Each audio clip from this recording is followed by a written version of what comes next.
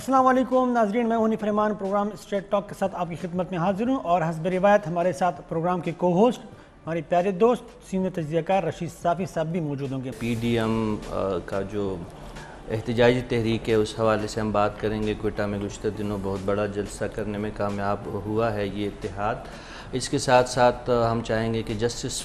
काजी फ़ाइज़ ईसा साहब के ख़िलाफ़ जो रेफरेंस है उसका जो तफसीली फ़ैसला पिछले दिनों जो सामने आया है उस पर हम गुफ्तगू करें और कानूनी माहिरीन से भी उसके हवाले से राय उनकी ले लें। जितनी भी तकारीर थे एज पर प्रोग्राम, हमारी तकारीर जो है ना बेसिकली अपने पाकिस्तान के फ्रेमवर्क और रिक्वायरमेंट के मुताबिक थी। जो महंगाई और जो यहाँ से कसम पुर्सी की हालत, जो खारजा पॉलिसी की नाकामी, दाखिली तौर पे हम जो है ना जो सेटबैक हमें मिला है और साथ ही लॉलेसनेस, खवातीन खसूसन जो है ना उनकी सिक्योरिटी के जो है के बारे में तहफ़्फ़ुज़ात हमारे थे।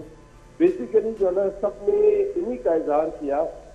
कि इस तबाही पे जो है ना हमें हुकूमत ने धकेल दिया है। हमें हुकूमत से कोई और चीजें नहीं मांगती थी, हमें मांगना ये था कि अवाम उन्नास जो है ना निहायत की किस्म पुर्सी की जिंदगी गुजार रहे, उनकी बुनियादी जरूरियात का ख्याल किया जाना चाहिए। आज कोई अलग तहरीक का ऐलान नहीं किया, बल्कि हमने पिछले साल महंगाई के हवाले से जून के अंदर पहला जलसा जो है वो मार रोड लाहौर पे किया था और उसके बाद जमात इस्लामी वो पहली जमात थी जिसने इस हुकूमत के हवाले से एक तहरीक जो है उसका ऐलान किया था और अवाम की बात की थी। जी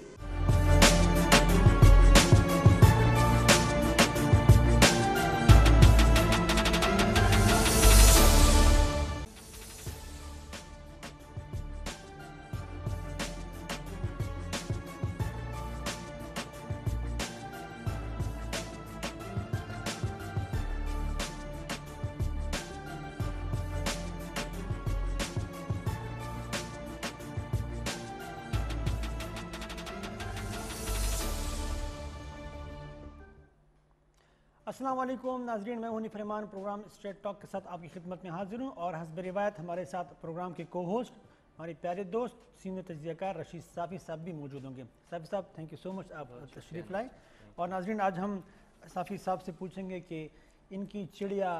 शाहीन, बाज, कबूतर और फाख्ताएँ, उन्होंने क्या क्या ख़बरें इनको दी हैं, तो इनसे पूछेंगे। लेकिन सबसे पहले इनसे मौज़ूआत जानेंगे कि क्या मौज़ूआत हैं और किन मौज़ूआत पर हम गुफ्तगू करेंगे। जी साफ़ी साहब, आज की मौज़ूआत प्लीज़। जी हनीफ साहब, चिड़िया और ना परिंदे तो पालने ही पड़ेंगे अगर आप इसरार कर रहे हैं तो। बहरहाल आज जो मौज़ूआत हमारे सामने पड़े हैं उसमें ज़ाहिर है PDM का जो एहतजाजी तहरीक है उस हवाले से हम बात करेंगे। क्वेटा में गुज़श्ता दिनों बहुत बड़ा जलसा करने में कामयाब हुआ है ये इत्तेहाद। इसके साथ साथ हम चाहेंगे कि जस्टिस काजी फ़ाइज़ ईसा साहब के ख़िलाफ़ जो रेफरेंस है उसका जो तफसीली फ़ैसला पिछले दिनों जो सामने आया है उस पर हम गुफ्तगू करें और कानूनी माहिरीन से भी उसके हवाले से राय उनकी ले लें। और ज़ाहिर है कि जो फ्रांस में जो गुस्ताखाना खाकों की जो एक बिल्कुल बड़ा अहम मज़मूम कोशिश की गई है उस हवाले से भी हम चाहेंगे कि कुछ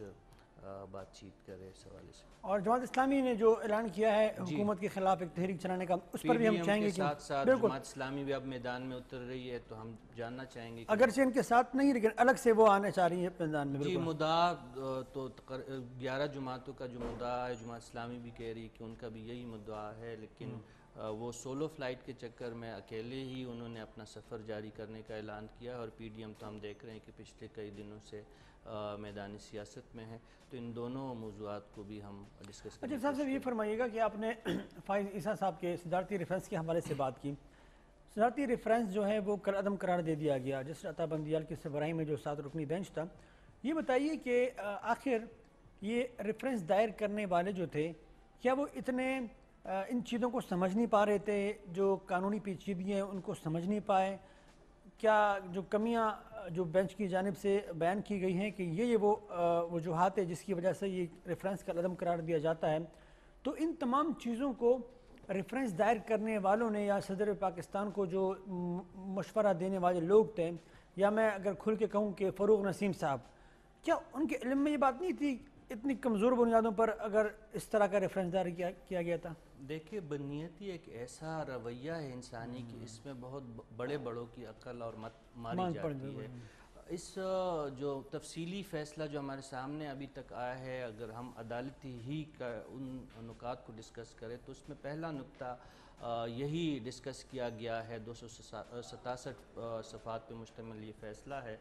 کہ حکومت کی بنیتی شامل تھی جسٹس قاضی فائز عیسیٰ صاحب کے خلاف ریفرنس دائر کرنے میں. تو آپ کے پہلے جو آپ نے جو نکتہ اٹھایا ہے کہ آیا ان کو علم نہیں تھا. فروغ نسیم صاحب بہت ہی قابل قانوندان ہے، وہ پرویز مشرف سے لے کر الطاف حسین سے سفر طے کرتے اور پرویز مشرف اور اس کے بعد جو ہے موجودہ حکومت کا آرمی چیف کے وکیل رہے ہیں. جی، تو وہ ایسی بھی بات نہیں کہ وہ قانونی منشگافیوں کو نہیں سمجھتے، بالکل سمجھتے ہوں گے. اور اس کیس میں بھی انہیں علم تھا کہ شاید قانونی گراؤنڈ اس کے لیے کمزور ہے، لیکن بدقسمتی سے کچھ عرصہ سے اس ملک میں بعض فیصلے ایسے ہیں کہ وہ قانون کی بجائے کہیں اور سے اس کے فیصلے صادر کیے جاتے ہیں. تو شاید ان کے خیال میں شہزاد اکبر صاحب اس کا جو دوسرا بڑا محرک رہے ہیں اس ریفرنس کے، ان کا یہ خیال تھا کہ شاید کہیں اور سے ان کی شنوائی ہو جائے گی، لیکن شاید حالات اب وہ نہیں رہے ہیں جو نواز شریف کے زمانے میں حالات تھے. عدالت ہم یہ نہیں کہتے، لیکن جو سیاسی طور پہ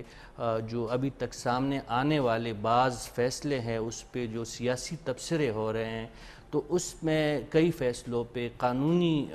کمزوریاں موجود تھی، لیکن اس کا اگر حکومت یا اسٹیبلشمنٹ نے اپنا فائدہ اٹھانے کا انہوں نے اگر ارادہ تھا تو اس میں وہ کامیاب رہے. اور جسٹس قاضی فائز عیسیٰ کا شاید کردار اتنا مستحکم تھا یا ان کی قسمت اتنی اچھی تھی کہ حالات ایسے بنے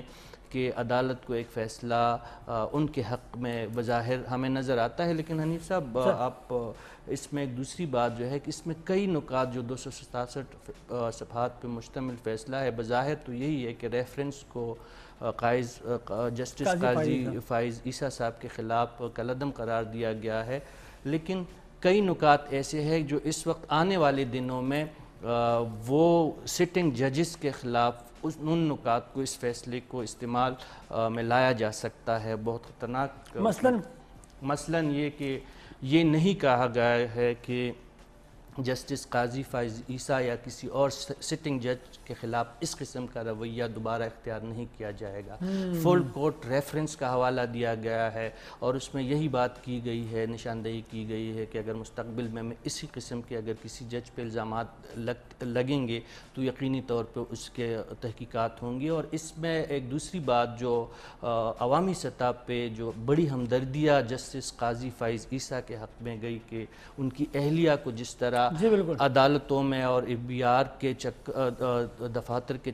چکر لگانے پہ مجبور رکھا گیا ہے، تو وہ عمل منع نہیں کیا گیا ہے. بدستور ان کے خلاف تحقیقات کا جو عمل ہے وہ جاری رہے گا. ان کے خاندان کے خلاف جو تحقیقات کا عمل ہے یا جو دائرہ ہے اسی طرح وسیع رہے گا. کچھ لوگ یہ سمجھ رہے ہیں کہ شاید یہ کیس بالکل ختم ہو گیا. ایسا کچھ نہیں ہے. بہتر طور پہ تو شاید قانونی ماہرین اس کی زیادہ وضاحت سمجھانے کی کوشش ضرور کریں گے. لیکن یہ بتائیے کہ صدر پاکستان کے لیے اخلاقی جواز جو ہے وہ اس منصب پر رہنے کا کیا بنتا ہے؟ کیونکہ ہم نے ماضی میں دیکھا کہ پی ٹی آئی کی حکومت کے جو بڑے بڑے نام ہیں وہ ماضی میں ہمیشہ جلسے جلوسوں میں کنٹینر پر کھڑے ہو کر یہی فرمایا کرتے تھے کہ اخلاقی جواز جو ہے وہ نہیں ہے اس وقت کی جو مخالفین تھے نواز شریف کی حکومت کے لیے. تو اس طرح کے واقعات اگر ماضی میں ہوتے تو میرے خیال میں یہی رویہ اپناتے کہ اخلاقی جواز یہ کھو چکے ہیں. تو صدر پاکستان کے حوالے سے جو کہا جاتا ہے کہ شاید اخلاقی جواز ان کے پاس نہیں، تو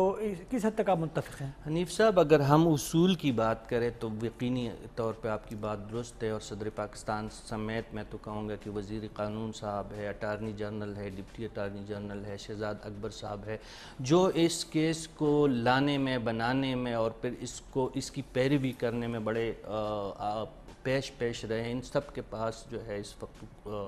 عہدوں پہ رہنے کا کوئی آئینی طور پہ تو نہیں، اخلاقی طور پہ کوئی جواز نہیں ہے. لیکن آپ اور ہم جو گفتگو کر رہے ہیں شاید ہم کسی اور دنیا کی بات تو کر سکتے ہیں، کہیں اور تو ایسا ممکن ہو سکتا ہے، لیکن مملکت خدا داد پاکستان میں ایسا ممکن ہمیں نہ پہلے کبھی ایسا ممکن ہوا ہے، نہ آنے والے دنوں میں ایسے نظر آ رہے ہیں آپ ہمیں کو ایسا کچھ دکھائی دے رہے ہیں۔ جہاں تک صدر پاکستان کا اس پورے میں اس سب سے کم قصوروار صدر پاکستان کو اس لیے سمجھتا ہوں کہ جب سے 18ویں آئینی ترامیم کا ایک نیا سلسلہ اس ملک میں متعارف ہوا ہے اور صدارتی آفس کے جو اختیارات پاکستان میں کم ہوئے، تو صدارتی آفس کا اس وقت مجھے ایک ڈاکخانے سے زیادہ اس کے کردار کی اہمیت نہیں رہی ہے۔ لیکن تفصیلی فیصلے میں باقاعدہ ذکر کیا گیا ہے کہ صدر پاکستان کو جن باتوں کا خیال رکھنا چاہیے تھا یا جن عوامل سے گزر کر اس کے بعد جو ہے ریفرنس دائر کرنا چاہیے تھا، صدر پاکستان نے وہ چیزیں یا وہ اختیار نہیں اپنایا۔ نہیں، اب بھی آئینی طور پہ بہت بڑا آفس ہے صدر پاکستان کا، اور ہم نے ماضی قریب میں 18ویں آئینی ترمیم کے بعد بھی دیکھا تھا ممنون حسین جیسے کمزور صدر نے بھی کئی فیصلے اس وقت کے حکومت کے اس سے مخالفت کی تھی۔ فار انسٹنٹ آپ کو یاد ہوگا کہ یونیورسٹی آرڈیننس کے حوالے سے جب صدر پاکستان کے اختیارات کم کرنے کی تجویز اس وقت کی مسلم لیگ حکومت نے دی، تو ایوان صدر نے اس پہ اعتراض لگا کے واپس اس فائل کو حکومت کے پاس بھجوایا تھا۔ تو ایسے بھی نہیں ہے کہ بالکل بے دست و پا ہو گئے ہیں، اگر کوئی کرنا چاہے تو کرنا چاہے، لیکن لیکن میرے خیال میں یہ جو کیس ہے یہ کچھ ایسے نوعیت کا تھا کہ شاید صدر پاکستان جو حقیقت ہے، جو کہ پریکٹیکلی ہمارے یہاں ہو رہا ہے یا ہوتا رہا ہے، میرے خیال میں صدر پاکستان کی دسترس سے شاید وہ اختیار باہر تھا۔ جی، اختیار باہر تھا، یا شاید انہیں یہی کہا گیا کہ سر بمہر ان کو شاید کچھ فائلیں موصول ہوئی تھی کہ اس پہ آپ دستخط کر دیں اور آگے جو پھر وزارت، اور ایک انٹرویو میں انہوں نے اس بات کی وضاحت بھی کی تھی کہ شاید کیا ہو میں نے، شاید میں نے بیچ دیا ہوگا، وہ کنفیوز تھے، وہ کلیئر نہیں تھے۔ حنیف صاحب، یہ اگر صدر پاکستان اس طرح کہتے ہیں تو یہ بہت ہی میرے خیال میں آپ اس کو لاپرواہی کہہ سکتے ہیں کہ آپ ایک سٹنگ جج کے خلاف ان کی جو ہے پوری جو ان کے کیریئر کے، ان کے خاندان کی عزت کو آپ سر بازار لانے کی کوشش کر رہے ہیں، اور آپ کا اگر یہ کہنا ہے کہ میں نے شاید کر دی ہو، شاید نہیں کی ہو، تو یہ بہت زیادہ عجیب سی بات محسوس ہوتی ہے۔ لیکن ہم جو بات شروع میں کر رہے تھے، اگر بات اصولوں کی ہوتی، اگر بات اخلاقیات کی ہوتی، تو یقینی طور پہ صدر پاکستان کو نہ صرف اس فائل کو بہت تعارلی دیکھنا چاہیے تھا، جو اس کے ساتھ ساتھ وزارت قانون کو بھی اس کے تمام محرکات اور اس کے اثرات کا بھی جائزہ لینا چاہیے تھا، اور احتساب کے جو حکومت کے کارندے ہیں انہیں بھی اس بات کا ضرور ادراک انہیں کرنا چاہیے تھا کہ اس کیس کا پاکستان کے عدلیہ پہ اور تحریک انصاف کی اپنی سیاست پر، حکومت پہ کیا برے اثرات مرتب ہو سکتے ہیں۔ اور آج ہم جو بات ڈسکس کر رہے ہیں کہ اخلاقی طور پر صدر پاکستان، وزیر قانون اور کم از کم شہزاد اکبر صاحب جیسے لوگوں کو مستعفی ہونا چاہیے، یہ جو ہے نقطہ اٹھا رہے، تو ہمیں یہ کہنے کہ ہمیں نوبت نہ آتی ہوتی ہے۔ اور اگر آپ انتقام میں یا کسی خاص وجہ کے بنیاد پہ اس قسم کے معزز اور جس کو کہتے ہیں کہ اچھی شہرت کے حامل، اچھی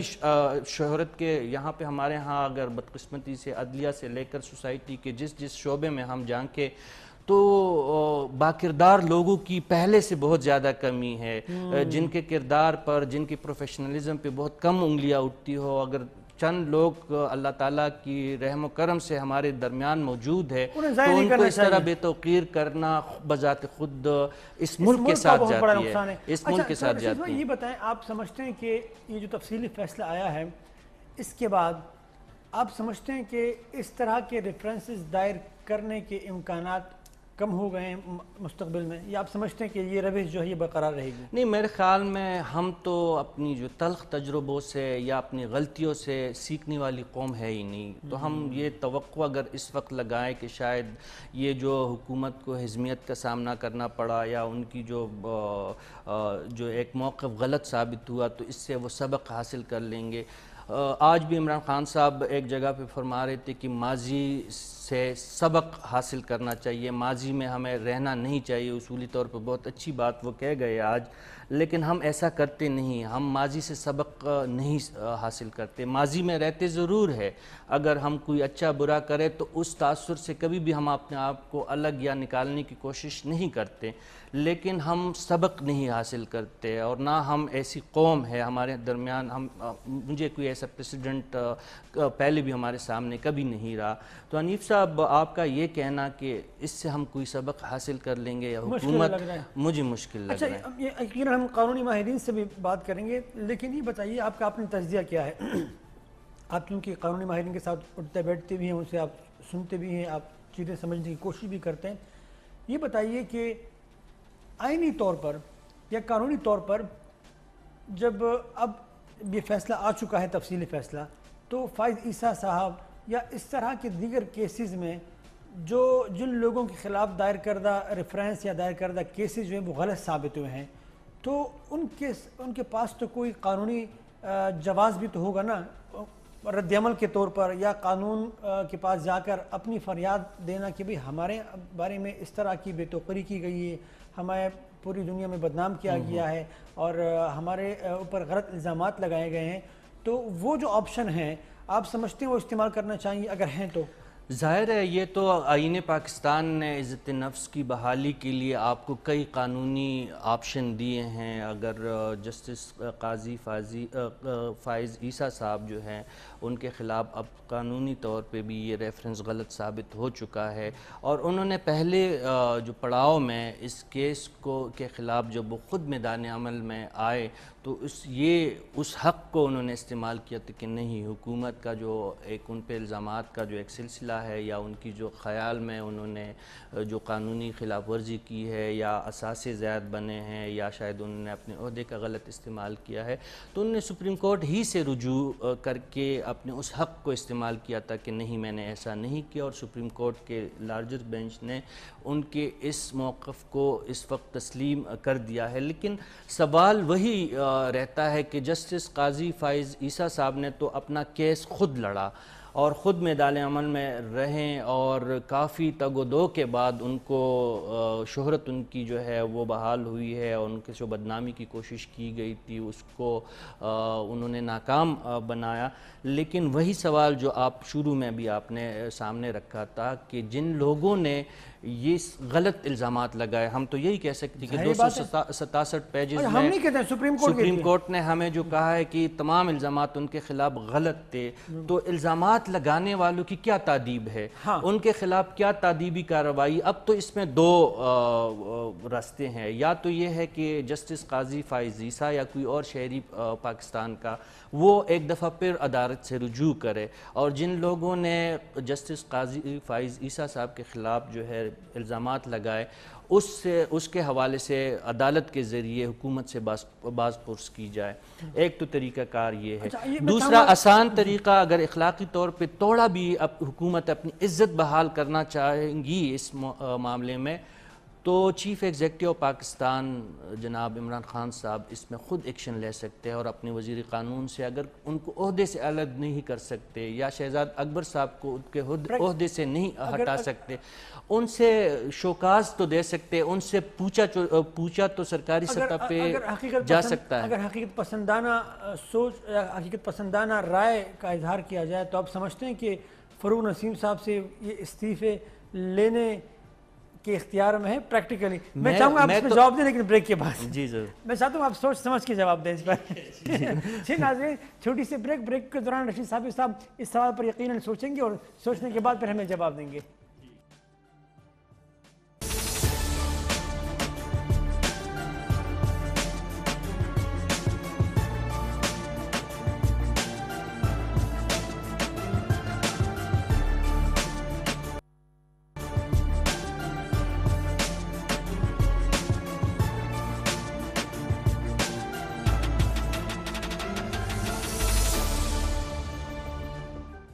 جی ناظرین، ویلکم بیک۔ جی رشید صاحب، سوچ بچار کرنے کے بعد آپ کیا سمجھتے ہیں کہ فروغ نسیم صاحب سے استعفیٰ لینے کا اختیار جو ہے وہ ہے پرائم منسٹر صاحب کے پاس؟ سوچ بچار کے بعد یہ فیصلہ اس نتیجے پہ میں پہنچوں کہ اس ٹاپک کو آپ چینج کریں اور آگے چلیں، لیکن اگر آپ پھر بھی سننا چاہتے ہیں تو میرے خیال میں وہی بات، اگر عمران خان صاحب کا یہ دعویٰ ہے کہ وہ اس ملک کی تاریخ کے سب سے با اختیار وزیر اعظم ہے، اور پچھلے دنوں انہوں نے باقاعدہ نام لے کے کہا کہ اگر ایک خاص ایجنسی کا جرنیل یا کوئی اور فوجی افسر انہیں نواز شریف صاحب جس طرح گلہ فرما رہے ہیں کہ ان سے بعض جرنیلوں نے شاید حکومت کے حوالے سے کچھ استعفیٰ دینے کا مطالبہ کیا تھا یا کچھ اور ان کے احکامات انہوں نے جاری کیے تھے وزیر اعظم پاکستان جب وہ تھے، تو اگر یہ بات سچ ہے تو عمران خان صاحب پھر طلب تو کر سکتے ہیں، اگر وہ ڈی جی آئی SIS سے استعفیٰ لے سکتے ہیں یا وہ چیف آف آرمی اسٹاف کو ان کے منہ پہ کچھ کہہ سکتے ہیں جو بحیثیت وزیر اعظم ان کی اتھارٹی کو اگر چیلنج کرنے کی اگر نوبت آئے تو میرے خیال میں فیروز نسیم صاحب سے بھی وہ پہ بات مطلب آئینی طور، قانونی طور، اصولی طور پر یہ اس بات کی مجاز ہیں کہ وہ بالکل ایگزیکٹلی، لیکن امن بدقسمتی سے پاکستان میں ایسا بہت کم ہوا ہے، ایسا بہت کم ہوا ہے۔ ٹھیک ہے جی، پروگرام کے دوسرے ٹاپک کی جانب بڑھیں گے۔ صافی صاحب، آپ کیا آپ نے جلسے جلوس شروع کیے ملک میں اور ایک واویلا مچایا ہوا ہے، آپ کبھی کوئٹہ، کبھی کراچی، تو کبھی لاہور، کرنے کیا جا رہے ہیں آپ؟ سنیں، اور آپ بڑی خواہش ہے آپ کی کہ یہ PDM کی تحریک کامیاب ہو، کیوں آپ کی خواہش ہے؟ نہیں، ہماری کبھی بھی خواہش، جو ہماری سب سے بڑی خواہش ہے PDM کے اس مطالبے کہ ملک میں جمہوری نظام جو ہے وہ مضبوط ہونا چاہیے، عوامی رائے کا احترام ہونا چاہیے، یہ خواہش تو آپ کی بھی ہے، یہ خواہش تمام پاکستانیوں کی ہے، اور جو ہماری خواہش ہے سب سے زیادہ بڑی خواہش جو اس وقت میری یہی ہے کہ جس طرح 2 سال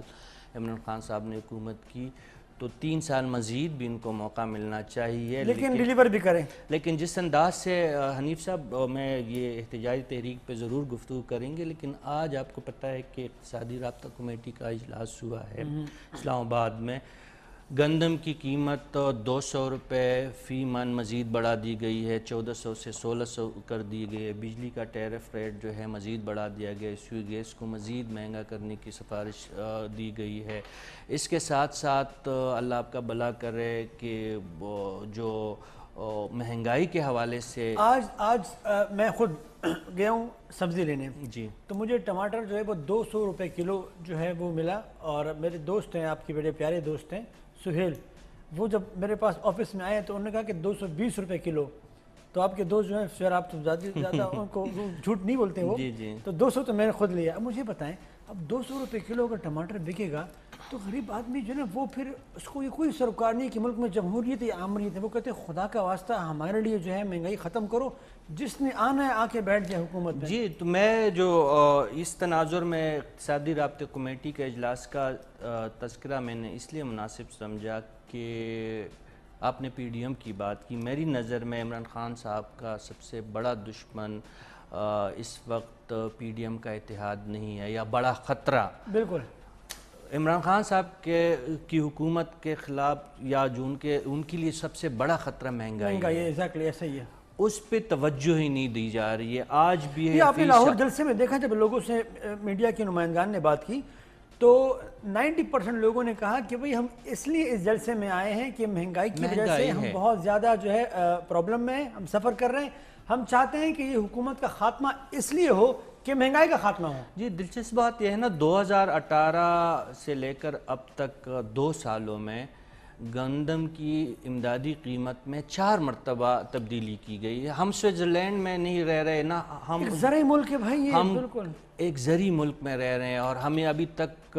پرائمری سے لے کر ابھی تک ہم یہ سنتے رہے ہیں کہ پاکستان ایک زرعی ملک ہے، ہماری معیشت کی ریڑھ کی ہڈی کی حیثیت زراعت کو حاصل ہے۔ کچھ لوگ زرعی ملک کو دوسرے پیرائے میں بھی دیکھتے ہیں، وہ دوسرا جو محکمہ زراعت جو ہے بدقسمتی سے کافی بدنام ہو گیا ہے، اور جو آج کل گندم کی جو صورتحال ہے تو یقینی طور پر محکمہ زراعت پہ ہمیں سب کو تنقید بھی کرنی چاہیے، اور ہمیں ان سے بڑے گلے شکوے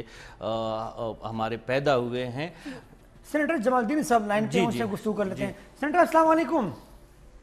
وعلیکم السلام سر، بہت شکریہ، آپ نے وقت دیا، تھینک یو سو مچ۔ سر یہ فرمائیے گا کہ کوئٹہ میں جلسہ جو ہوا ہے بہت ہی بڑا جلسہ تھا، اور لوگوں نے کافی جو اپوزیشن کی جماعتیں انہوں نے اس پر خوشی کا اظہار کیا کہ کامیاب جلسہ تھا، لیکن دوسری جانب حکومتی ترجمان جو ہے وہ یہ کہتے ہیں کہ ملک کی سلامتی اور ملک کے استحکام کے خلاف جو ہے زبان استعمال کی گئی ہے اور اب یہ سلسلہ بند ہونا چاہیے. ایسا کیا آپ کو بھی کچھ ایسا نظر آیا ہے کہ ملک کی سلامتی اور استحکام کے خلاف کوئی بات ہوئی ہو جلسے میں؟ نہیں محترم، ایسی کوئی بات ہی نہیں ہے. جتنی بھی تقاریر تھے ایز پر پروگرام، ہماری تقاریر جو ہے نا بیسیکلی اپنے پاکستان کے فریم ورک اور ریکوائرمنٹ کے مطابق تھی. جو مہنگائی اور جو یہاں سے قسم پرسی کی حالت، جو خارجہ پالیسی کی ناکامی، داخلی طور پہ ہم جو ہے نا جو سیٹ بیک ہمیں ملا ہے، اور ساتھ ہی لاسٹنس خواتین خصوصاً جو ہے نا ان کی سکیورٹی کے جو ہے کے بارے میں تحفظات ہمارے تھے. بیسیکلی جو ہے نا سب نے انہی کا اظہار کیا کہ اس تباہی پہ جو ہے نا ہمیں حکومت نے دھکیل دیا ہے. ہمیں حکومت سے کوئی اور چیزیں نہیں مانگتی تھی، ہمیں مانگنا یہ تھا کہ عوام الناس جو ہے نا نہایت کی قسم پرسی کی زندگی گزار رہے، ان کی بنیادی ضروریات کا خیال کیا جانا چاہیے. 2-2.5 سال گزرنے کے بعد آج تک ہم انہیں ریلیف دینے سے قاصر ہیں. اور موجودہ حکومت کی کمٹمنٹ بھی یہی تھی کہ میں ہر وہ کام کروں گا جو عوام کے حمایت میں، عوام کے فیور میں ہوگا. آپ اندازہ لگائیں کہ گیس، بجلی اور دیگر جو ہے نا آپ کے کنزیومر گڈس کی پرائسز اس وقت تک بڑھ چکی ہیں کہ لوگوں کی بیسک ریکوائرمنٹ پہ اٹکے ہیں. اصل میں تمام جو ہے نا اسی دائرے میں بات کر رہے تھے. رہی بات جو ہے نا ایک تو نا تنزیہ بات جو ہے نا ہمارے نورانی صاحب نے کہی تھی. جی بالکل، اس کے بارے میں وضاحت کریں گے وہ کیا بات تھی، کیونکہ وہ شبلی فراز صاحب تو بہت زیادہ اس پہ لے کے بیٹھے ہیں. نہیں وہ تنزیہ بات تھی، اس میں کوئی ایسی بات نہیں تھی کہ انہوں نے آزاد بلوچستان کی حمایت کی تھی. لیکن چونکہ جو ہے نا آپ کو تو پتا ہے ہمارے مخالفین ان کو تو کوئی ایک آدھ نقطے کی ضرورت ہے، چونکہ کوئٹے کے جلسے نے جو ہے نا دونوں پچھلے جلسوں کی ریکارڈ بھی توڑ دی. اور تاریخی طور پہ آپ اندازہ بھی کر سکتے ہیں کہ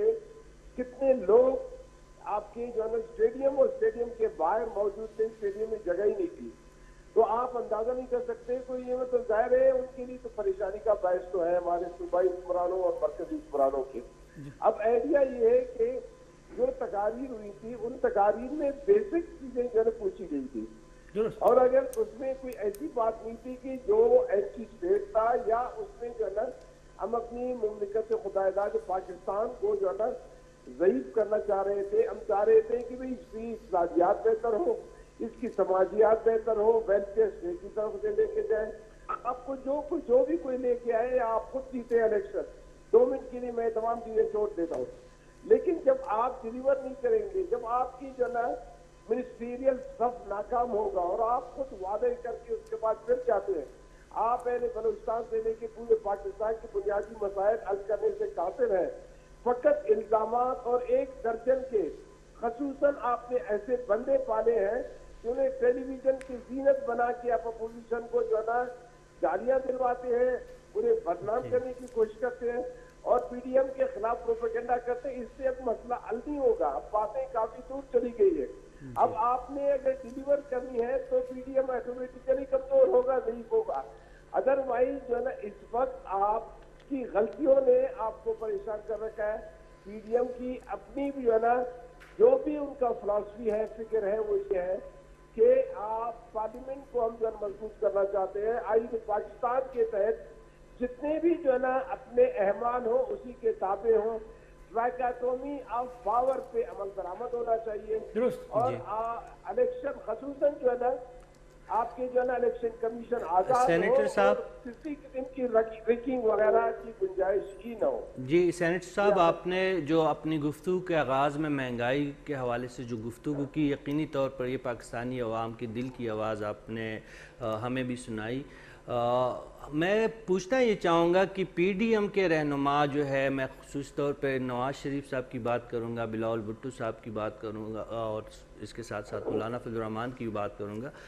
کل کے اگر کوئٹہ کے جلسے کو بھی ہم دیکھیں تو ٹھیک ہے انہوں نے سرسری طور پر مہنگائی، بے روزگاری اس کا بھی تذکرہ کیا، لیکن ان رہنماؤں کی سوئی جو ہے زیادہ تر جو اٹکی ہے وہ پاکستانی فوج کے حوالے سے ان کی جو طنز و تیز جو لہجہ ہے وہ دن بہ دن تلخ ہوتا جا رہا ہے. تو بہتر یہی نہیں ہوتا جو جس طرح آپ فرما رہے کہ مہنگائی بہت زیادہ بڑھی ہے, بے روزگاری بہت زیادہ بڑھی ہے, اس کے حوالے سے کوئی تجاویز اگر اپوزیشن حکومت کے سامنے رکھتی ہے, اگر ہمیں کوئی لائے عمل دیتی تو بہتر نہ ہوتا؟ دیکھیں جی, موجودہ حکومت جو ہے نا اس قابل ہے ہی نہیں. میں 2 سال ان کے ساتھ رہا ہوں باقاعدہ. جی ان کی ہم نے حمایت کی اور انہیں پریزیڈنٹ اور وزیر اعظم بنوایا, اسپیکر اور ڈپٹی اسپیکر بنایا, بڑے بڑے بل ہم نے پاس کروا دیے, یہاں تک کہ آپ کی ایکسپینشن جو ہمارے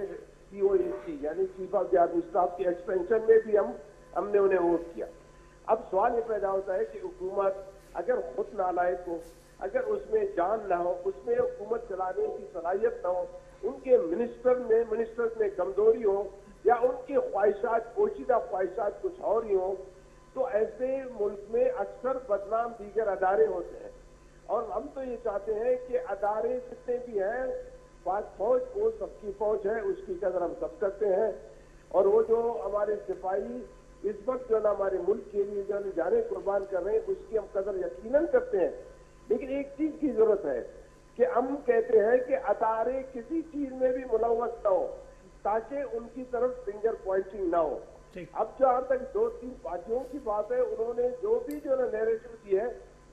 ان کی نیریٹو اس کو اسی زاویے سے آپ دیکھتے جس زاویے سے انہوں نے دلائل دیے ہیں. میں تو یہ کہوں گا کہ ہم تو جو ہے 70 سالوں سے محرومیوں اور محکومیوں کا شکار ہیں. ہمیں نے پاکستان کے ایکسٹریکر کو جو ہے نا مکمل طور پہ 70 سالوں سے سپورٹ کیا, لیکن اس کے بدلے میں ہمیں جو ہے نا ریسپروکیٹ نہیں کیا گیا, ہمیں کچھ نہیں ملا. اہل بلوچستان تو اس وقت بھی ایک تو کنٹرول ڈیموکریسی کے کنٹرول میں ہے, اور جو ہے نا نالائق حکمران ہمارے بھی مسلط کر دیے گئے. اور دوسری بات یہ کہ ہمارے ریسورسز کو ٹریس کرنے کے لیے تو سب تیار ہیں, ہمارے جو ہے نا سائلی وسائل کو لے جانے کے لیے تو سب تیار ہیں, لیکن یہاں پہ بنیادی سہولیات کا فقدان شروع سے آج تک ہے, اسے حل کرنے کے لیے کوئی تیار ہے نہیں. جمال الدین صاحب, میں یہ کہوں گا, اچھا جمال الدین صاحب بالکل آپ درست فرمایا. آپ نے یہ بتائیے گا کہ آپ کی جماعت کا موقف جو ہے وہ بلوچستان کے مسنگ پرسن خصوصاً ان کے حوالے سے بڑا سخت موقف ہے, بڑا واضح ہے, اور ماضی میں آپ کا گلہ بھی رہا ہے کہ دیگر جماعتیں خاص کر پاکستان مسلم لیگ نون یا پنجاب کی جانب سے مسنگ پرسن کے حوالے سے کوئی مؤثر آواز نہیں اٹھی. گزشتہ دن جو جلسہ ہوا ہے, مریم نواز نے بڑے واضح الفاظ میں مسنگ پرسن کے حوالے سے بھی گفتگو کی. تو آپ سمجھتے ہیں کیا ان کی گفتگو کرنے کے بعد اس مسئلے کے حل کی جانب کوئی امکان یا کوئی اشارے نظر آتے ہیں آپ کو؟ اللہ کرے ہو. لیکن مسنگ پرسن کا مسئلہ یہ بلوچستان کا بھی ہے, یہ پاکستان کا بھی ہے. مسنگ پرسن جو بھی بلوچستانی غائب ہوتے ہیں, یا سندھ کے لوگ یا پنجاب کے لوگ یا صحافی غائب ہوتے ہیں, بالکل ہمیں تشویش ہوتی ہے. ہم تو یہی چاہتے ہیں کہ بھئی آپ نے اپنے جو ہے نا پروگرام کے مطابق آپ جو ہے نا اسے کورٹ اینڈ کچہریوں میں پیش کر کے انہیں سزا دلا دیں. اگر وہ انہوں نے غلطی کی ہوگی یا وہ جو ہے نا ایسی اسٹیٹ ان کے جو ہے نا اس طرح کے اپنے پروگرام جو انہیں آپ آشکارا کر دیں, اس کے بعد میری پالیسی بھی بند ہوگی, میرے پارٹی کی اور دیگر لوگوں کی. اگر آپ کسی کو غائب کر لیتے ہیں تو ظاہر ہے سراپا احتجاج آج 3 سال سے اس وقت بیٹھے ہوئے ہیں, اور وہ بیچارے اپنے پیاروں کے انتظار میں ہیں. اگر مریم نواز شریف وہاں پہ گئی ہے تو ان کو حوصلہ دلانے کی خاطر, ان کی جو ہے تکالیف دور کرنے کی خاطر, اللہ کرے خدا کرے کہ حکومت وقت اس پہ عمل درآمد کرے اور اپنے کو خوش نام کروا دے. اور یہ کریڈٹ بھی اس حکومت کو جائے گی اگر وہ انہیں ریلیز کروا دے اور انہیں جو ہے نا اپنے گھروں تک پہنچا دے. یہ دال پانی اگر وہ وہاں محفوظ رہ کے وہاں پہ کھانا شروع کرتے تھے تو اس سے حکومت کو خاطر خواہ کوئی فائدہ نہیں ہوگا. اگر وہ اپنے گھروں کو جائیں گے تو گارنٹی میرے خیال میں یہ حکومت کی نیکنامی ہوگی. ٹھیک ہے جی جمال الدین صاحب, آپ سے آخری سوال ہے سر, یہ فرمائیے گا کہ حکومتی ترجمان بار بار یہ کہتے ہیں کہ جنوری تک نواز شریف صاحب پاکستان کے کسی نہ کسی جیل میں ہوں گے اور پی ڈی ایم جو ہے یہ خود بخود تقسیم ہو جائے گی. آپ بحیثیت ایک سیاسی ورکر, ایک پولیٹیکل لیڈر, آپ کیا سمجھتے ہیں کہ پی ڈی ایم کا مستقبل کیا ہے؟ لیکن پی ڈی ایم کا مستقبل یہ ہے کہ انہوں نے سیاست کرنی ہے, جی جمہوریت کی خاطر, پارلیمنٹ کی بالادستی کی خاطر, آئین پاکستان پہ عمل درآمد کی خاطر. اب رہی بات جو ہے نا حکمرانوں کی صوبائی اور مرکزی ترجمانوں کی, یہ بیچارے اپنے روزی کے لیے اس وقت جو ہے نا سراپاک احتجاج بھی ہیں، اور ان کی جو ہے نا بلند بانگ دعوے آپ نے، میں نے پہلے بھی بتایا کہ 1 درجن کے قریب ایسے لوگ مرکزی اور صوبائی طور پہ انہوں نے پالے ہیں، فقط اس لیے کہ اپوزیشن کی جو ہے نا وٹ ایور جو ہے نا بیانیہ ہو اسے انہوں نے ریفیوٹ کرنا ہے، اسے ختم کرنا ہے۔ ادروائز یہ بیچارے اپنی روزی بچانے اور اپنی حیثیت کو مستحکم کرنے کی خاطر کچھ زیادہ ہی بول رہے ہیں۔ ادروائز ان بیچاروں کی کوئی حیثیت ہے ہی نہیں کہ لوگ سیاسی لوگ یہ ہے نہیں، کسی کو امریکہ سے یہاں پہ چن کے لایا گیا ہے، کسی کو پنجاب سے چن کے لایا گیا ہے، کوئی جو ہے نا اپنے باپ کے اچھے نام کو جو ہے نا بدنام کر رہا ہے، اور کوئی یہاں پہ جو ہے نا ہمارے ہاں مارے پھر رہے تھے، پتہ نہیں کیسے بھرتی ہوگی، یہاں پہ صوبائی ترجمان بن گئے، وہ بھی صبح سے شام تک ان تمام باتوں پہ لگے ہوئے۔ میرے بھائی ان سے کچھ نہیں ہوگا، ان کی جتنی بھی بیانیاں ہوگی اپوزیشن کے خلاف اس سے مسائل حل نہیں ہوگے، مسائل حل ہوں گے اگر حکومت وقت صحیح معنوں میں مہنگائی کم کروا دے، کنزیومر جتنے بھی جو ہے نا گڈس ہیں انہیں رہیز کروا دے، ان کی قیمتیں کم کروا دے، اور گڈ گورننس دے کے کرپشن، مہنگائی اور دیگر خرابیوں کا ازالہ کرتے تو پھر ان کو بولنے کی ضرورت ہی نہیں ہوگی، عوام خود ان سے خوش ہوگی۔ سینیٹر زاہد جمال الدین صاحب، سر آپ کا بہت بہت شکریہ، آپ نے تفصیلی بات کی ہم سے، بہت بہت شکریہ۔ رشید صاحب آپ نے گفتگو ان کی سنی،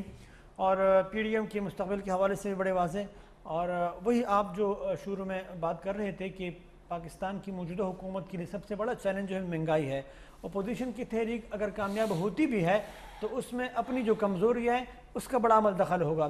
تو کیا حکومت نہیں سمجھتی ان چیزوں کو؟ دیکھیے حکومت ان کے اختیار میں کچھ نہیں؟ اختیار میں بہت کچھ ہے، حکومت، وفاقی حکومت، اور پھر اگر آپ کی 3 صوبوں میں حکومت ہو تو یہ کوئی چھوٹی بات نہیں ہے، بلکہ اور سب سے بڑی بات کہ اسٹیبلشمنٹ بھی آپ کے ساتھ ایک پیج پر ہو، بقول آپ کے اگر ایک صفحے پہ ہے تو وجوہات کیا ہے۔ دیکھیں حنیف صاحب، حکومت کی جو پلاننگ کا، جو مہنگائی اور اسپیشلی عوامی مسائل حل کے حوالے سے غیر سنجیدگی کا یہ عالم ہے کہ تمام فیصلے حفیظ شیخ صاحب پتہ نہیں کہاں سے ڈکٹیٹ کر کے اسمبلی کے سامنے رکھ دیتے۔ آج بھی سی سی کے اجلاس میں،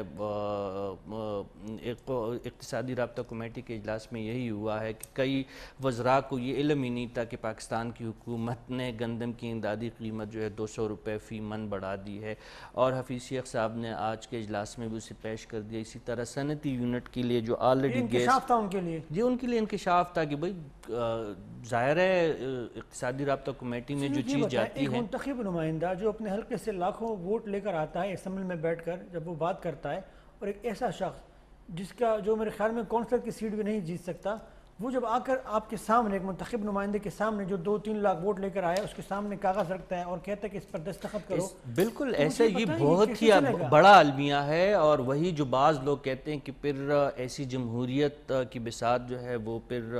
قائم ہی نہیں رہنی چاہیے۔ تو کہنے کا مطلب ہے کہ آج ہی حفیظ شیخ صاحب جو ہے گندم،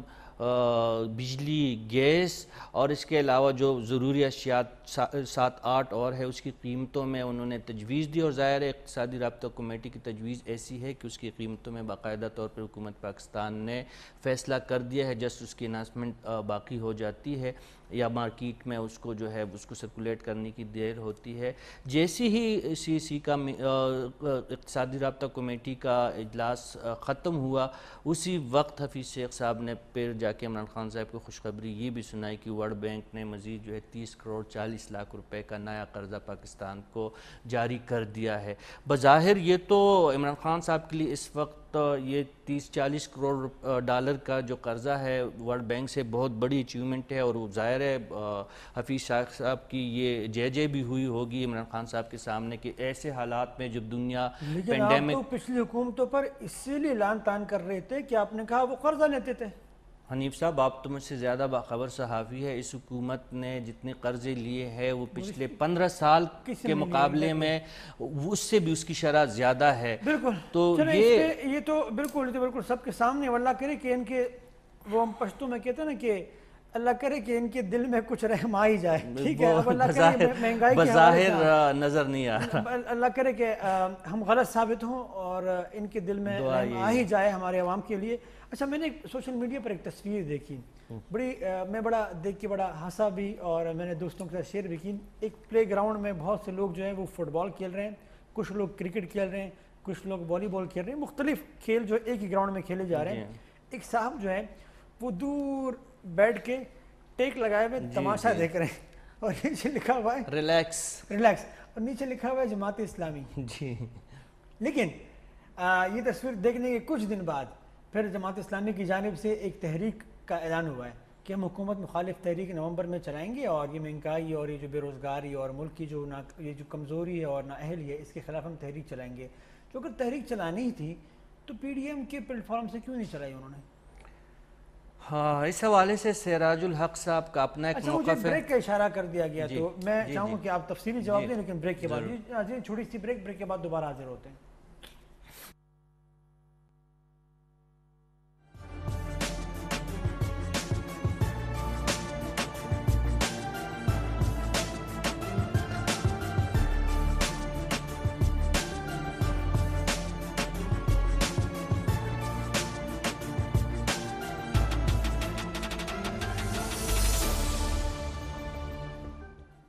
جی ناظرین, ویلکم بیک. جی رشید صاحب, ہم جماعت اسلامی کی سیاست کے حوالے سے گفتگو کر رہے تھے. کہاں یہ تو یہ جا رہا تھا کہ وہ صرف دیکھ کر تماشا کر رہے ہیں, لیکن اب چونکہ انہوں نے تحریک کا آغاز کا اعلان کیا ہے انہوں نے, تو کیا ان کے لیے مناسب نہیں تھا کہ وہ پی ڈی ایم کے پلیٹ فارم سے جلسے کرتے یا ان کے ساتھ مشترکہ کوئی رائے عمل اپناتے ہیں؟ زیادہ پر اثر اس میں دو آراء ہے. اس میں پہلے تو ظاہر ہے کہ اگر واقعی اپنے اگر اس اپوزیشن ہی کی سیاست کرنی ہے تو یقینی طور پر جس طرح 11 سیاسی جماعتیں ایک پلیٹ فارم پہ کٹی ہے تو جماعت اسلامی کو بھی ان کا حصہ ہونا چاہیے. لیکن جماعت اسلامی اگر سولو فلائٹ لینے کی چکر میں ہے تو ان کا جو منطق ہے, جو سراج الحق صاحب کو ہم نے سنا ہے, ان کا یہی کہنا ہے کہ اپوزیشن بھی حکومت کی طرح جعلی ہے ان کی نظر میں, اور ان کے کچھ نکات سے مجھے اتفاق بھی ہیں. فار انسٹنٹ وہ کہتے ہیں کہ اگر استعفے پیپلز پارٹی حکومت سندھ حکومت چھوڑے اور اس کے ساتھ ساتھ وفاقی نیشنل اسمبلی اور سینٹ اور اسی طرح مسلم لیگ سے بھی ان کا یہی مطالبہ ہے کہ وہ نکلے پارلیمنٹ سے, اور پارلیمنٹ سے جب اتنی بڑی تعداد میں لوگ نکلیں گے تو ظاہر ہے ایک بہت بڑا پریشر اور ڈیولپ ہوگا, اور پارلیمانی نظام جو موجودہ اس وقت جاری ہے اس کو سسٹین کرنا خود بخود بہت زیادہ ایک چیلنج کا کام ہو جائے گا. اس کے ساتھ ساتھ میں چاہوں گا آپ اپنی گفتگو جاری رکھیں, لیکن اس وقت جماعت اسلامی کی سینئر رہنما محترم کیسر شریف صاحب ہمارے ساتھ لائن میں ان سے بات کر لیتے ہیں. کیسر شریف صاحب السلام علیکم. وعلیکم السلام ورحمۃ اللہ. بہت شکریہ, آپ نے اپنا وقت دیا, تھینک یو سو مچ. سر یہ فرمائیے گا کہ بہت سے لوگ اعتراض کرتے ہیں کہ جماعت اسلامی جو ہے وہ ہمیشہ جو ملک کی سیاست میں ایسے فیصلے کرتی ہے جو کہ بہت عجیب سے لگ رہے ہوتے ہیں لوگوں کو. مثال کے طور پہ لوگ کہتے ہیں کہ اگر انہوں نے اپوزیشن ہی کی وہ سیاست کرنی تھی تو پی ڈی ایم کے پلیٹ فارم سے کر لیتے, زیادہ مؤثر آواز ہو جاتی, ان کی بات میں زیادہ وزن آ جاتا. اب یہ کیا بات ہوئی کہ الگ سے تحریک چلانے کا اعلان کیا ہے, تو کیا کہیں گے سر آپ اس پہ؟ بسم اللہ الرحمن الرحیم. حنیف صاحب بہت شکریہ. میں یہ سمجھتا ہوں کہ جماعت اسلامی نے آج کوئی الگ تحریک کا اعلان نہیں کیا, بلکہ ہم نے پچھلے سال مہنگائی کے حوالے سے جون کے اندر پہلا جلسہ جو ہے وہ مار روڈ لاہور پہ کیا تھا, اور اس کے بعد جماعت اسلامی وہ پہلی جماعت تھی جس نے اس حکومت کے حوالے سے ایک تحریک جو ہے اس کا اعلان کیا تھا اور عوام کی بات کی تھی. جی وہ ہمارا سلسلہ چل رہا تھا. تو آگے آپ کو پتہ ہے 5 اگست کو جو انڈیا میں کشمیر کے حوالے سے معاملہ ہوا, 370 اور 35A جو ہے اس کو ختم کر دیا گیا. تو پورا جو سینیریو جب چینج ہوا تو جماعت اسلامی نے کشمیر کے حوالے سے ایک بہت بڑی موومنٹ چلائی. وہ آپ کے علم میں ہے, ہر شہر میں جلسے, ریلیاں اور جلوس ہوئے, اور حکومت سے ہم نے مطالبہ کیا کہ وہ آگے بڑھ کے کشمیریوں کے ساتھ اپنی اخلاقی ہمدردیاں بھی اور سفارتی سطح پہ ایک پریشر بھی ڈیولپ کرے, اور انٹرنیشنل لیول پہ کشمیر کا مقدمہ جو ہے وہ مضبوط بنیادوں پہ لڑے. اس کے بعد آپ کے علم میں ہے کہ کرونا کا ایک پوری جو آفت ہے پوری دنیا میں آئی, اور پاکستان کے اندر بھی جب وہ آئی تو سب سے زیادہ خدمت کا کام جو کیا ہے وہ جماعت اسلامی نے کیا ہے. وہ ہمارے اپنے بھی مانتے ہیں, پرائے بھی مانتے ہیں, اور انٹرنیشنل لیول پہ بھی اس کو ریکگنائز کیا گیا کہ جماعت اسلامی کے رضاکار اور کارکن اور الخدمت فاؤنڈیشن کے رضاکار اور کارکن ایسی جگہوں پر پہنچے جہاں پر حکومتی نمائندہ تو دور کی بات, کوئی بھی فرد جو ہے وہ لوگوں کی مدد کے لیے نہیں پہنچا تھا. وہ سینیٹائزر ہوں, وہ جناب ماسک ہوں، وہ راشن ہو، وہ وہاں پہ لوگوں کو سلنڈر فراہم کرنا ہو، آکسیجن کا انتظام ہو، مختلف سطح پہ جو ہے کرونا کے حوالے سے وارڈ کا اہتمام کیا جائے. تو یہ ساری چیزیں جو ہیں یہ ہم نے الحمدللہ کی. درست کیسر بھائی، بالکل یہ سب کے سامنے ہے، لیکن یہ بتائیں کہ اب یہ جو سینیریو ہے، میں اپنی بات پہ آ گیا ہوں، ابھی جو سینیریو ہے اس میں آپ دیکھیے کہ یہ جو اپوزیشن پی ڈی ایم بنا ہے، یہ اپوزیشن ہے کہاں پہ؟ جب آرمی چیف کی ایکسٹینشن کی بات آتی ہے تو یہ حکومت کے ساتھ ہوتے ہیں، ایف اے ٹی ایف کی بات آتی ہے قوانین کی منظوری کی تو یہ حکومت کے ساتھ ہوتے ہیں. اسی طرح جتنے بھی قانون سازی کے معاملات ہیں یہ بیسیکلی پی ٹی آئی، پیپلز پارٹی اور نون لیگ ایک پلیٹ فارم پہ ہیں. ہم یہ سمجھتے ہیں کہ یہ فرینڈلی میچ ہو رہا ہے اور اس میں جو ان کے تقاضے ہیں، جو ان پارٹیوں کے پیش نظر اہداف ہیں، وہ عوام کی ویلفیئر یا فلاح و بہبود یا عوام جو پریشان ہے اس کے لیے نہیں ہے. جماعت اسلامی نے بڑا واضح ایجنڈا دیا ہے اور 1 نومبر سے باجوڑ سے انشاءاللہ ہم بڑا جلسہ کر کے اس حکومت کے خلاف جو ہے وہ عوامی ایجنڈے کے ساتھ انشاءاللہ آ رہے ہیں. اور ہم یہ سمجھتے ہیں کہ یہ جو سیاسی بریانی ہے اس میں اگر ہم بھی شامل ہوتے تو ہم کہاں نظر آتے. اچھا صاحب کچھ پوچھنا چاہ رہے ہیں، لیکن اس سے پہلے ایک سوال تاکہ میں کہیں ٹاپک بدل نہ جائے. باجوڑ کا انتخاب کیوں کیا آپ نے؟ لاہور، کراچی، اسلام آباد، پشاور کیوں نہیں، کوئٹہ کیوں نہیں، باجوڑ کیوں؟ دیکھیے اس میں کوئی اسپیشلی اس طرح کا نہیں ہے، ہم تو کہیں سے بھی اس کا کر سکتے تھے. آپ کے علم میں ہے کہ کراچی میں حقوق کراچی کے حوالے سے کتنا بڑا مارچ ہوا ہے پچھلے دنوں میں. اسی طرح لاہور میں ہم نے یہ جو موٹر وے کا واقعہ ہوا تھا ہم بہت بڑا جلسہ کر چکے ہیں وزیر اعلیٰ اس کے سامنے. جی قیصر شریف صاحب، میرا پوچھنا یہ ہے کہ ہم کلیہ جاننا چاہتے ہیں جماعت اسلامی سے. ہم جانتے ہیں کہ پارلیمانی قوت اس وقت جماعت اسلامی کی بہت مختصر اور محدود ہے. وہ کیا فارمولہ ہے جماعت اسلامی کے ساتھ کہ اس حکومت کو بغیر 11 اپوزیشن جماعتوں کی مدد کے بغیر سولو فلائٹ کے ذریعے آپ عمران خان صاحب کی حکومت کا تختہ الٹا دیں گے یا ختم کر دیں گے؟ ہم آپ سے وہ فارمولہ جاننا چاہیں گے. اور ہمیں علم ہے کہ اس وقت آپ کی قیادت ٹھیک ہے سراج الحق صاحب کے ہاتھوں میں ہے، اور باجوڑ کا انتخاب انہوں نے اپنے پڑوسی ضلع سے شاید اس لیے بھی کیا ہے کہ پشتون اور اسپیشلی جو دیر اور باجوڑ اور جو ان علاقوں میں بہت زیادہ آپ لوگوں کو حمایت حاصل ہے عوامی. لیکن ہمیں یہ بھی علم ہے کہ قاضی حسین احمد صاحب حیات نہیں رہے ہیں، منور حسین صاحب وہ بھی اس دنیا میں اب نہیں رہے، اور ابو اعلیٰ مودودی صاحب کو اس دنیا سے جائے ہوئے کافی مدت ہو چکی ہے. وہ کون سا فارمولہ ہوگا کہ سراج الحق صاحب کی قیادت میں باجوڑ سے ریلی چلے گی اور کراچی شاید جا کے رکے گی اور عمران خان صاحب کی حکومت ختم ہوگی؟ دیکھیے یہ غلط فہمی ہمیں دور کرنی چاہیے. جماعت اسلامی کی کسی بھی مہم کا یا حکومت مخالف سرگرمیوں کا ہدف اس کا تختہ الٹنا نہیں ہے. ہم یہ سمجھتے ہیں کہ اس حکومت کو 5 سال پورے کرنے چاہیے، ان کا جمہوری حق ہے. ان کو اگر عوام نے ووٹ دیا گو کہ ہمارے انتخابات پہ بھی سوالیہ نشان ہے، جس طرح باقی اپوزیشن نے بھی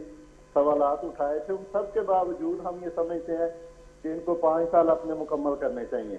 لیکن ان کو ڈیلیور کرنا چاہیے، ان کو عوام سے کیے گئے وعدے پورے کرنے چاہیے. انہوں نے ریاست مدینہ کی بات کی تھی، اس کی طرف ان کو قدم اٹھانے چاہیے. ان کو 2 سال سے زیادہ عرصہ جو ہے وہ گزر گیا، لیکن عملی طور پہ عوام پس رہی ہیں. عوام مہنگائی سے پس رہی ہے، عوام بے روزگاری کی وجہ سے پس رہی ہے. عوام جو ہے اس کے گھر آٹا نہیں ہے، چینی نہیں ہے. اس کے گھر جو دال تھی جو پہلے 100 روپے تھی اب وہ ڈبل ہو کے ان کی پہنچ سے دور ہوتی چلی جا رہی ہے. ہم یہ سمجھتے ہیں کہ یہ سارے وہ مسائل ہیں جو ایک عام آدمی کے مسائل ہیں، ان کو دور کرنے کی ضرورت ہے. یہ پریشر ہم ڈیولپ کریں گے، عوام کو بھی اس حوالے سے شعور بھی دیں گے اور عوام کو ہم اس ایجنڈے پر بھی اکٹھا کریں گے کہ وہ ہمارے ساتھ مل کے حکومت پر پریشر ڈیولپ کریں اور آنے والے انتخابات میں اس حکومت کو ریجیکٹ کریں اور پی ٹی آئی کو چننے کی بجائے ہمارے ساتھ وہ کھڑے ہوں اور ہم ان مسائل کو زیادہ بہتر طریقے سے حل کر سکتے ہیں. قیصر شریف صاحب آپ کا بہت بہت شکریہ. تھینک یو سو مچ، آپ نے اپنا وقت دیا، بہت شکریہ. آپ نے جی سن لیا کہ یہ موجودہ اپوزیشن تو